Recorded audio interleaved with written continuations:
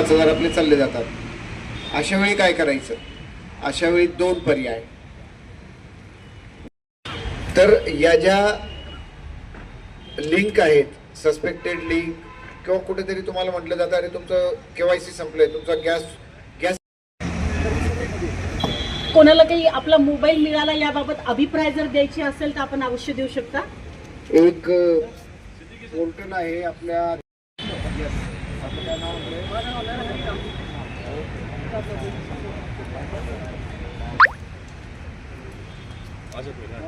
प्रतिक्रिया कोण देते का?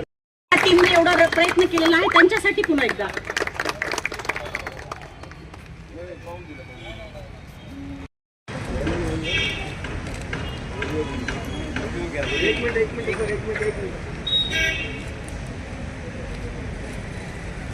बोलत चालेल त्याप्रमाणे आपली तक्रार नोंदवायची. आणि ज्याला कॉम्प्युटर सॅव्ही आहे थोडासा, त्याने क्राईम त्याच्यावरती तुम्ही टाका, तुमचा IMEI नंबर टाकावा लागतो, तुमचा मोबाईल नंबर. तर तो जो चोरटा चालू करेल तो मोबाईल ब्लॉक होऊन जाईल. ही व्यवस्था आपल्याला केंद्र शासनाने करून दिलेली आहे, सरकारने करून दिलेली आहे. तर CEIR फक्त एवढं लक्षात ठेवा, CEIR. तर याच्यावरती आपण करायचं आहे. दुसरं या निमित्ताने आपल्याला अजून सांगतो, सायबर फ्रॉड होतात. म्हणजे आपली एखादी लिंक येते मोबाईलवर आणि ही लिंक क्लिक करो, तर ती लिंक क्लिक केली की सगळा मोबाईलचा डेटा जातो किंवा तुमचे पैसे जातात.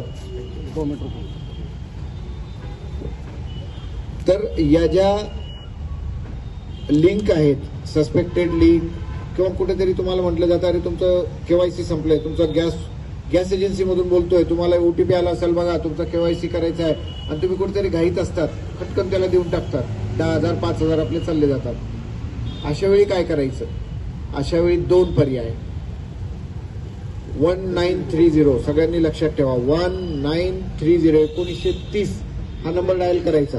त्याच्यावरती तो जो बोलत चालेल त्याप्रमाणे आपली तक्रार नोंदवायची.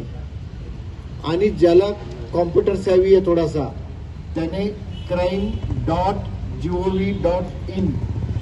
ही जी वेबसाईट आहे याच्यावर जाऊन आपले जो फ्रॉड याला 10-15 मिनिटच लागतात, त्याच्यावर जाऊन आपलं सविस्तर भरून द्यायचं आहे. म्हणजे होतं काय, हे दोन 1930 आणि crime.gov.in केंद्र शासनाचंच आहे पण. तर तुमची तक्रार नोंदवली जाते आणि तुमचे पैसे ज्या अकाउंटमध्ये जातील तो फ्रीज केला जातो आणि तुम्हाला पैसे मिळायची शक्यता असते. कारण तुम्ही आमच्यापर्यंत येताल, त्याच्यानंतर तक्रार दाखल होईल, त्याच्यात भरपूर वेळ गेलेला असतो.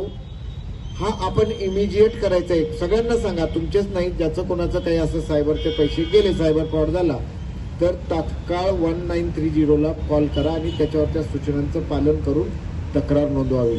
पुढचं काम आम्ही करतो, पुढचं पोलीस तपास करतात. नंतर त्वरित आमचा सायबर सेल आहे, आपल्यासाठी 24/7 आहे. आणि सायबर सेलला ज्याला येता येत नसेल, जवळचं पोलीस स्टेशनला आपण जावं, त्या ठिकाणाहून आपल्याला मदत केली जाईल. धन्यवाद.